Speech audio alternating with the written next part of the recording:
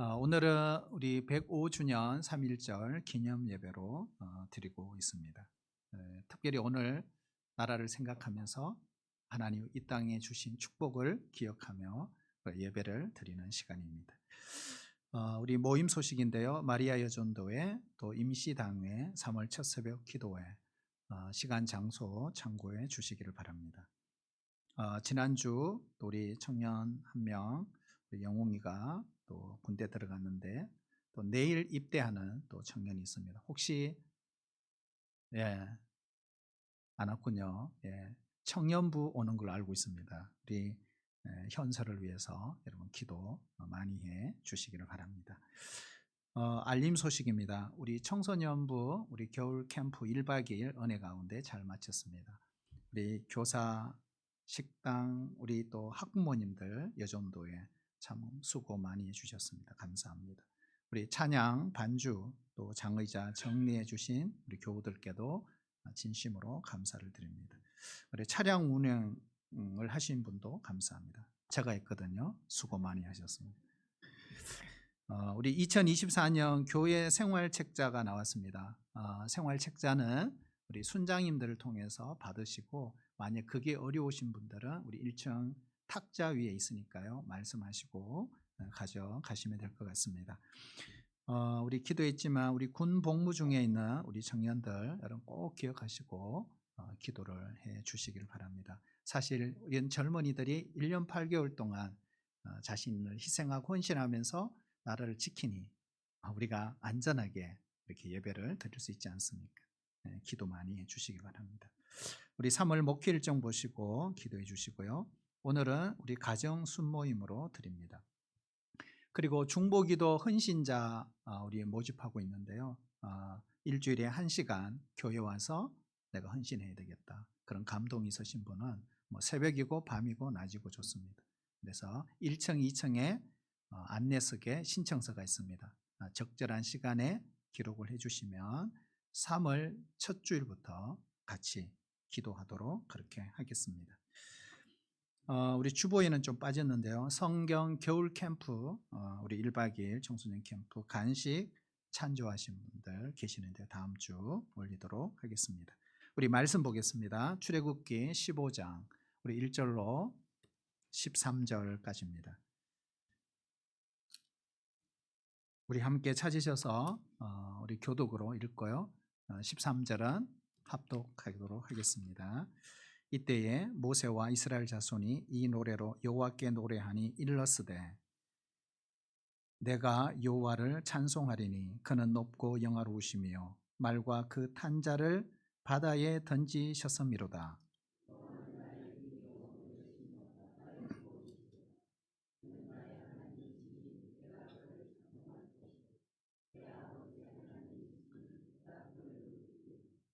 여호와는 용사시니 여호와는 그의 이름이시로다.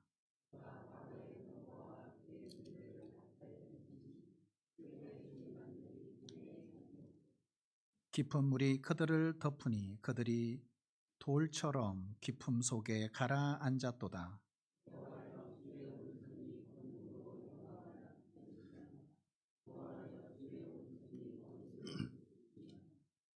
주께서 주의 큰 위엄으로 주를 거스르는 자를 엎으시니이다. 주께서 진노를 발하시니 그 진노가 그들을 지푸라기 같이 사르니이다.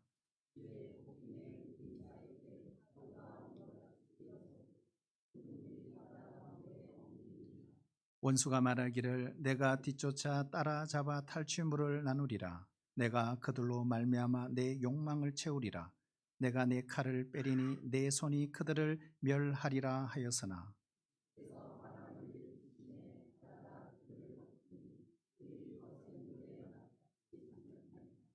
여호와여 신중에 주와 같은 자가 누구니까? 주와 같이 거룩함으로 영광스러우며 찬송할 만한 위엄이 있으며 기이한 일을 행하는 자가 누구니까? 주의 인자하심으로 주께서 구속하신 백성을 인도하시되 주의 힘으로 그들을 주의 거룩한 처소에 들어가게 하시니이다. 아멘. 우리가 성경에 나오는 고난이라고 하는 이 말의 뜻은 여러 가지를 사용하고 있습니다. 그 대표적인 단어가 아나라고 하는 단어입니다. 아나는 누르다라는 뜻입니다. 무거운 돌이 누르고 짐이 누르고 때로는 질병과 고통이 로 인해서 눌린 상태를 성경에서는 고난이라고 생각을 합니다. 그리고 두 번째는 짜르라는 단어입니다. 이거는 움직이기조차 힘들고 비좁은 공간에 갇혀 있는 상태를 성경은 고난으로 보았습니다. 세 번째는 짜라르라는 단어입니다. 짜라르. 이것은 꺽쇠처럼 죄는 것처럼 꺾이고 때로는 조이고 그래서 겪는 고통을 고난으로 성경은 보았습니다. 이런 고난에는 특징이 있습니다. 첫째는 고난은 누구에게나 있다는 사실입니다. 남자, 여자, 노인, 청년, 어린이, 재벌, 그리고 직장인, 가난한 자, 부한 자 누구에게나 있습니다. 억눌리고 쪼이고 꺾이는 그 아픔 누구나 경험하는 이런 일반적인 고난들이 있습니다. 우리 군대에 간 청년들 또 내일 또 입대하는 청년이 있지만 남자들이 모이면 항상 하는 이야기 뭐예요? 군생활, 군대에서 축구하는 이야기. 왜 남자들은 모이기만 하면 군대 이야기를 할까요? 왜 그럴까요? 바로 그것은 군생활은 남자들의 공통으로 경험한 일반적인 고난이기 때문에 그렇습니다. 군대 생활의 고난을 풍자하는 이런 말이 있습니다. 잠들기만 하면 기상, 먹을만 하면 식사 끝, 쉴만 하면 집합, 움직일만 하면 동작 그만, 휴가 갈만 하면 비상, 편지 쓸만 하면 소동, 공부할만 하면 사역, 편할 날이 되면 저녁, 뭐 이렇게. 너희 앞길에 주의 평강이 함께하기로. 예. 그러나 이런 일반적인 고난을 넘어서 사망의 엄침한 골짜기를 걸어가는 것 같은 그런 고난을 경험할 수도 있습니다. 베드로는 이것을 불같은 시험이라고 했습니다. 그러므로 고난은 누구든지 피할 수가 없다는 사실입니다. 그러나 중요한 것이 있어요. 따를까요? 고난은 끝이 있습니다. 우리가 참고 견디기 어려워서 그렇지 언젠가는 끝난다. 길고 지루해 보여서 그렇지 고난은 물러가기 마련이라는 거예요. 십자가의 고난도 부활로 끝났습니다. 바울의 고난도, 베드로의 고난도, 우리의 고난도, 우리 대한민국 조국의 고난도 끝날 때가 있었습니다. 설령 이 고난이 한평생일지라도 예수 믿는 우리들에게는 영원한 천국의 기쁨과 영광이 기다리고 있다는 것입니다. 그러나 우리 인생을 살면서 이러한 개인의 고난 말고 아주 특별한 고난을 만날 때가 있습니다. 그것이 바로 민족적 고난입니다. 오늘은 우리 민족이 잊을 수 없는 날, 바로 3.1절을 앞둔 기념 예배를 드리고 있는 날입니다. 1919년 우리 선조들은 일본에 빼앗겨버린 주권 나라를 다시 찾으려고 방방곡곡에서 만세 운동을 일으키기 시작했어요. 농촌은 농촌대로, 도시는 도시대로 엄청난 파장을 일으켰고 또 장안에 피비린내가 날 정도로 피바다가 될 정도로 그러한 일이 시작된 것이 바로 그날이었습니다. 일본 순사의 총검에 피를 뿌리고 바로 쓰러졌던 그날이 1919년 3월 1일이었습니다. 여러분, 우리 민족은 아주 강한 민족이다. 이것은 해외 보도입니다. 참 대한민국의 민족성은 강하다를 말합니다. 뿐만 아니라 부지런하다, 열심히 있다. 여러분, 어떻게 우리 민족이 이런 민족성을 갖게 되었을까? 이것은 그냥 얻은 것이 아닙니다. 바로 고난을 통해, 역경을 통해 얻은 우리 민족의 저력입니다. 일제 36년간의 압박, 그 서러움 속에서, 그리고 6.25의 비참한 전쟁의 고통을 겪으면서 우리 민족이 더 강해졌어요. 더 단단해졌어요. 그리고 훈련을 받았어요. 시편 119편 71절 말씀처럼 고난 당한 것이 내게 유익이라는 이 다윗의 고백처럼 고난으로 훈련된 민족, 세계 어디를 가도 우리 민족은 잘 적응합니다. 이겨냅니다. 버팁니다. 그리고 한 10년 정도만 지나도 한인들이 그 지역에 우뚝 서는 걸 볼 수 있습니다. 우리가 개인도 보면 고난 속에서 인격 신앙이 더욱 성숙해지는 것처럼 민족도 마찬가지입니다. 우리 민족도 일제의 압박, 고통 속에서 깨달은 것이 있어요. 조국이 얼마나 소중하고 중요한가를 깨달았습니다. 6.25 전쟁을 통해서는 뭘 깨달았을까요? 이 역사적 교훈이죠. 공산주의가 얼마나 나쁜가 하는 것을 깨닫게 된 것입니다.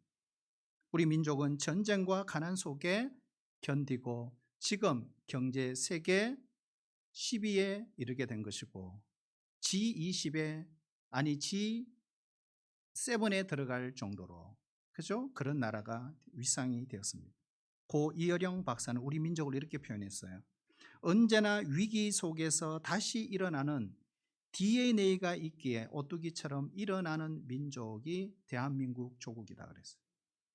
여러분, 이스라엘 백성들도 만만치 않습니다. 그들은 이집트에서 430년간 종살이했습니다. 근데 놀라운 건 하나님의 은혜로 출애굽을 했습니다. 불가능을 넘어선 놀라운 기적이라고 아니할 수 없습니다. 그래서 출애굽기 12장 51절에서 모세는 이렇게 고백하고 있어요. 우리 같이 한번 읽어볼까요? 시작. 여호와께서 이스라엘 자손을 그 무리대로 애굽 땅에서 인도하여 내셨더라. 누가 인도하내셨다고요? 여호와께서. 주어가 중요합니다. 자, 13장 9절 같이 읽을까요? 시작. 여호와께서 강하신 손으로 너를 애굽에서 인도하여 내셨으니. 자, 14절 시작. 여호와께서 그 손의 권능으로 우리를 애굽에서 곧 종되었던 집에서 인도하여 내실세. 자, 14장 30절 읽을까요? 시작. 이같이 이스라엘을 애굽 사람의 손에서 구원하심에. 아멘. 이 중요하죠. 누구의 고백이다? 모세의 고백이에요. 모세의 오경, 그죠? 출애굽기 모세가 기록했죠. 자, 오늘 말씀에도 보세요. 출애굽기 15장 6절을 보시면 주의 오른손이 원수를 부수시나이다. 12절에도 보면 주께서 오른손을 드신즉 땅이 그들을 삼켰나이다. 이러한 구절을 통해서 우리는 영적 메시지를 얻을 수 있습니다. 한번 따를까요? 하나님이 다 하셨습니다. 자, 모세는 하나님이 다 하셨습니다. 이 고백을 하는 거예요. 모세가 한 것이 아니라는 거예요. 모세는 하나님이 보내신 심부름꾼에 불과합니다. 그래서 성경은 계속 하나님이 하셨습니다. 하나님이 인도하셨습니다. 하나님이 구원하셨습니다라고 강조하고 있는 것입니다. 두 번째는 따를까요? 하나님의 손으로 하셨습니다. 하나님이 하셨고, 두 번째 하나님의 손으로 하셨다. 우리가 방금 읽은 13장 9절, 14절, 16절, 15장 6절, 12절 계속 반복되는 단어가 있습니다. 뭘까요? 손이에요. 손. 주의 오른손으로 또는 능하신 손으로 우리를 인도하셨습니다. 우리가 창세기 1장을 읽어보시면 말씀으로 천지를 창조하셨다고 했어요. 걸어다닐 필요도 없었고 손으로 만질 필요도 없었습니다. 말씀 한마디의 능력으로 천지를 지으셨습니다. 그런데 오늘 출애굽 당시는 하나님이 손을 쓰셨다. 그죠? 손을 사용하셨다. 그만큼 이 일이 중요했기 때문에 하나님이 직접 개입하셨다는 거예요. 무슨 말일까요? 하나님이 손을 대시면 악은 무너지고 원수는 손을 들고 문제는 해결된다는 사실입니다. 하나님이 손을 엎으시면 다 무너지고 다 깨어지고 다 뒤집힌다는 거예요. 우리 한 곳만 예를 들어볼까요? 창세기 19장 25절 우리 같이 읽어볼까요? 시작. 그 성들과 온 들과 성에 거하는 모든 백성과 땅에 난 것을 다 엎어 멸하셨더라. 부귀와 영광과 번영과 영화를 자랑하던 소돔과 고모라 땅 하나님이 엎어버리셨다는. 그리고 그 성에 살던 롯은 아브라함의 기도로 살려주셨다 하는 것입니다. 그러므로 결론이 이거죠. 하나님의 손에 모든 것이 달려있다. 따를까요? 하나님의 손에 모든 것이 달려 있습니다. 여러분, 세계사도 하나님의 손에 있습니다. 역사도 하나님의 손에 있습니다. 나라의 흥망성쇠도 하나님의 손에 달려 있습니다. 우리의 죽고 사는 것도 하나님의 손에 달려 있습니다. 우리의 복을 받느냐 화를 받느냐 이것도 하나님의 손에 달려 있다는 것입니다. 독립선언문을 작성한 최남선 박사님이 계십니다. 이분이 이런 고백을 했어요. 나는 자유와 평등 사상을 기독교에서 배웠다라고 했습니다. 자유와 평등 사상, 이것은 하나님이 우리에게 주신 사상입니다. 성경이 가르치는 정신입니다. 그래서 3.1 운동 때 예수 믿는 많은 지도자들이 애국 운동에 나서게 된 것입니다. 하나님은 우리를 죄와 죽음과 저주의 쇠사슬에서 풀어주셨고 진정한 해방과 자유를 주셨습니다.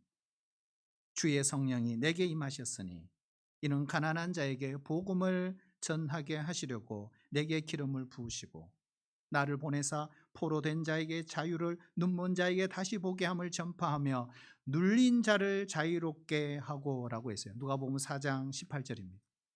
우리는 아직도 인간의 가장 기본적인 권리, 이걸 보면 인권이라 그럽니다. 아직 인권이 무시를 당하고 인간의 가장 큰 서러움, 배고픔이죠. 시달리는 북한 동포를 위해 오늘 이 3.1절 기념 예배 드리면서 하나님께 울부짖어 기도하셔야 합니다. 여러분, 3.1 운동의 정신이 뭘까요? 이겁니다. 일제의 압박에 저항했던 우리 민족, 우리 한국교회가 자유와 평등과 인권을 위해 일어난 운동이 바로 3.1 운동의 정신입니다. 저 동토의 땅 북한에도 이런 자유, 평등, 인권이 보장되는 이런 운동이 일어나기를 우리는 더 기도해야 됩니다. 이것이 바로 북한 땅의 민주화 운동이죠. 자, 세 번째, 그런데 우리가 한다고 될까요? 중요한 게 있어요. 따라올까요? 하나님의 손이 함께해야 합니다. 이집트의 손은 힘이 없었어요. 출애굽기 14장 30절 방금 읽었는데요. 여호와께서 이같이 이스라엘을 애굽 사람의 손에서 구원하셨다라고 했어요. 하나님의 손, 하나는 이집트 손, 애굽 손이에요. 여러분, 누가 이길까요? 손이니까 뭘 생각할 수 있을까요? 팔씨름. 누가 알통이 굵은가? 한번 재볼까? 왕 싸움이죠. 누가 진정한 왕인가? 바로 왕인가? 하나님인가? 세계가 주목하는 팔씨름 대회가 열렸습니다. 여러분, 바로 왕이 이길까요? 하나님이라는 왕이 이기실까요? 예측 기사가 나오겠죠. 그리고 편이 갈라지겠죠. 도박사들은 승리 예정자에게 돈을 걸겠죠. 그러나 그것은 다 부질없는 짓입니다. 이유는 게임의 상대가 안 되기 때문입니다. 바로의 손은 이집트도 구원하지 못했습니다. 자기가 인솔하는 기병대도 구원하지 못했습니다. 자기 자신도 구하지 못했습니다. 그것은 사람의 손이 하나님의 손을 이길 수 없다라는 증거입니다. 우리가 세계 역사를 보시면 하나님과 팔씨름해서 다 졌습니다. 이것이 세계사다. 네로도 졌고 로마도 졌고 히틀러도 졌고 일본도 졌고 스탈린도 졌고 러시아도 졌습니다. 어떤 누가 하나님을 이길 수가 있겠습니까? 출애굽기 15장은 이집트와 승리한 이후에 홍해를 건너고 난 뒤에 부른 모세의 노래입니다. 오늘 이 찬양의 대상이 누구죠? 따라해보겠습니다. 이기게 하신 하나님. 여러분, 우리의 인생은 다 하나님을 드러내는 인생이 되어야 됩니다. 내가 어떤 체험을 했든 어떤 기적을 경험했든 내가 아무리 성공하고 내 인생에 출중하다 할지라도 정말 찬양 받으실 분은 하나님 한 분입니다. 오늘 모세도 이걸 노래하고 있죠. 모세가 찬양한 하나님, 어떤 하나님일까요? 첫째로 따라볼까요? 하나님은 힘 있는 분이십니다. 자, 2절 보시면 여호와는 나의 힘, 노래, 나의 구원이라고 했어요. 우리는 하나님을 엘로힘이라고 부릅니다. 여호와. 이 엘이라는 단어의 뜻이 뭘까요? 엘. 영어 성경에 보면 strength라 되어 있어요. 힘이에요. 다른 번역본은 power 이렇게 돼요. 힘. 그러니까 하나님이 힘 있는 분이라는 것이 그 이름 속에 이미 묻어져 있다는 거예요. 오른손만 드셔도 바로 군대가 파멸이 되고 하나님의 콧깃만 내쉬어도 파도가 언덕같이 일어섰다.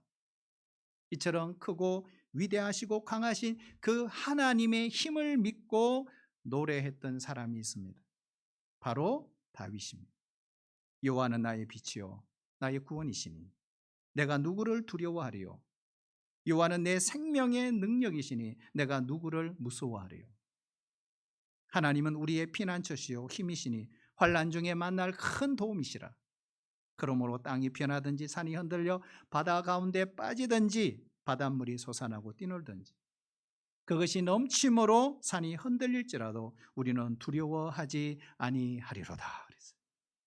그러나 여러분, 이 하나님 찬양하는 것 중요합니다. 그러나 그보다 더 중요한 것은 바로 힘 있으신 파워, 스트렝스, 강하신 그 하나님이 우리와 함께 하신다는 사실입니다. 그래서 시편 46편 5절에서 다윗은 계속 고백합니다. 새벽에 하나님이 도우시리로다. 7절에 만군의 여호와께서 우리와 함께 하시니, 11절에서도 만군의 여호와께서 우리와 함께 하시니라고 했어요.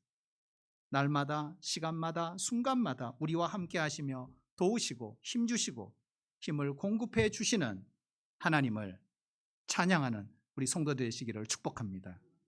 둘째 따라볼까요? 하나님은 용사십니다. 오늘 3절에 보시면 여호와는 용사시니, 이 용사라는 단어는 군대의 용어입니다. 군대에서 가장 싸움을 잘하고 전략을 잘 세우는 사람으로서 전쟁터에 나가서 항상 승리하는 사람을 장군, 용사라고 표현하는 것입니다. 우리가 누가복음 8장을 보시면 그라사 광인이 등장합니다. 요즘 우리 누가복음 묵상하고 있죠. 귀신 들린 사람 이야기입니다. 그는 무덤가에서 살면서 쇠사슬을 묶고도 놓을 수도 없는 존재, 늘 소리를 지르고 돌로 자기 몸을 상하고 정말 비참합니다. 우리가 그렇게 살 수 있을까요? 하나님의 형상이 완전히 파괴된 채 한 인간을 짐승만도 못하게 만들어 버렸어요. 인간성이라는 것은 조금도 찾아볼 수 없습니다. 그런데 어느 날 예수님이 그 동네를 찾아가셨습니다. 이것은 우연히 지나가신 것이 아닙니다. 지난밤 풍랑을 뚫고 거기에 가신 것을 보면 이것은 의도적이셨습니다. 귀신 들린 사람이 소리를 지릅니다. 지극히 높으신 하나님의 아들 예수여, 나와 당신이 무슨 상관이 있나이까? 나를 괴롭게 하지 마옵소서. 귀신은 이미 예수님이 누구인지, 얼마나 큰 능력을 지니고 있는 분인지 알고 있었습니다. 다시 말하면 신에 관한 지식이 있었어요. 이걸 신지식이라고 합니다. 성도 여러분, 우리도 마찬가지요. 신지식과 믿음을 혼돈하면 안 됩니다. 하나님에 관한 것을 아는 것, 배우는 것, 공부하는 것, 이건 신지식입니다. 신학일 뿐입니다. 그러나 그것이 나의 믿음은 아니에요. 하나님을 안다면, 신학을 공부했다면 하나님을 믿는 믿음이 없는 사람들이 의외로 있다. 그래서 귀신들도 신지식을 갖고 있다는 거예요. 예수님이 그에게 이미 말씀하셨어요. 더러운 귀신아, 그 사람에게서 나오라. 이 한마디에 귀신이 벌벌 떱니다. 그리고 자기를 괴롭게 하지 말라고 요청합니다.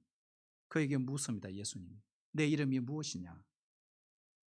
그 귀신의 대답이 내 이름은 군대입니다. 많은 귀신이 들렸습니다. 자, 여기 중요한 게 따라올까요? 군대. 자, 이게 중요합니다. 여기에 군대라는 것은 사단 병력, 군단 병력을 말하는 것이 아닙니다. 육해공군, 해병대, 특전사, 예비역까지 다 포함한 전군을 의미한다는 사실입니다. 그래서 예수님과 군대 마귀의 영적 전쟁이 시작이 된 것입니다.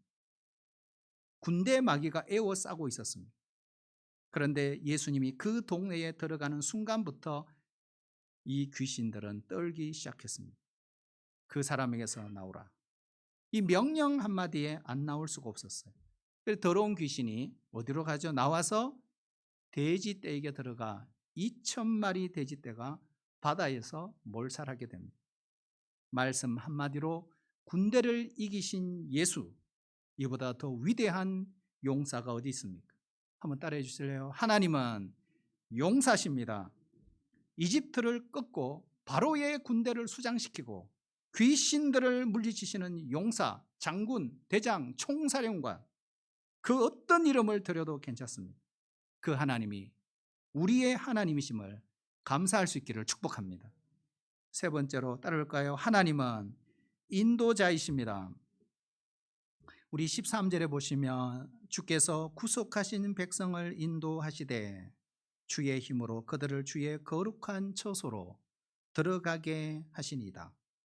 17절에도 보시면 주께서 백성을 인도하사 그들을 주의 기업의 산에 심으시리이다. 아멘.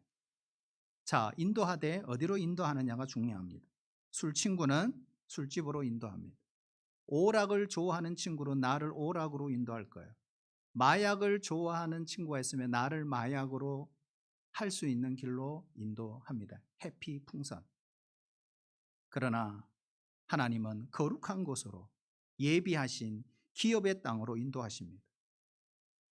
이스라엘을 이집트에서 인도하신 하나님, 그들을 가나안 땅까지 인도해 주셨습니다. 우리를 죄에서 구원하신 하나님, 영원한 가나안 땅 천국까지 인도하십니다. 물론 가는 길이 광야처럼 험하고 힘들 수 있습니다. 하지만 우리의 인도자는 하나님이십니다. 그래서 걱정이 없습니다.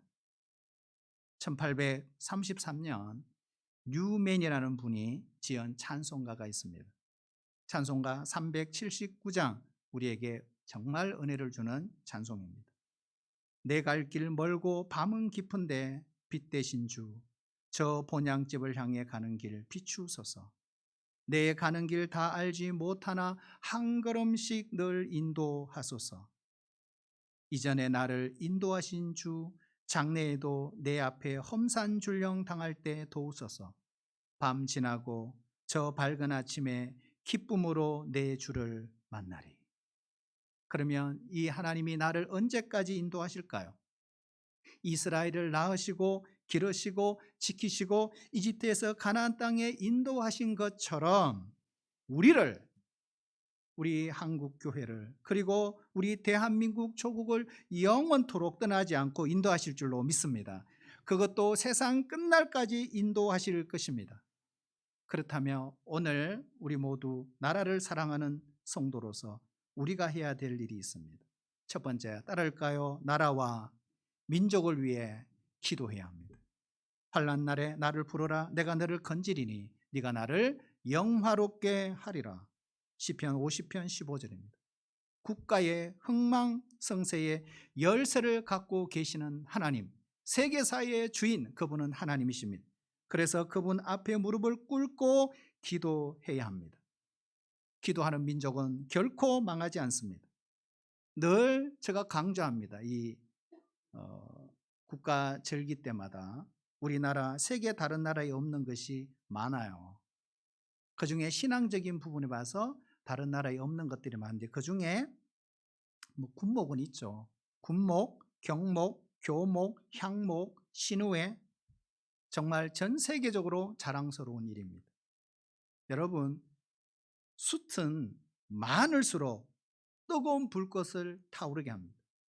기도의 불이 뜨거울수록 우리나라의 안보가 안정이 되고 나라를 하나님께서 부강시켜 주실 줄로 믿습니다. 두 번째는 따라올까요? 투철한 믿음의 사람이 되어야 됩니다.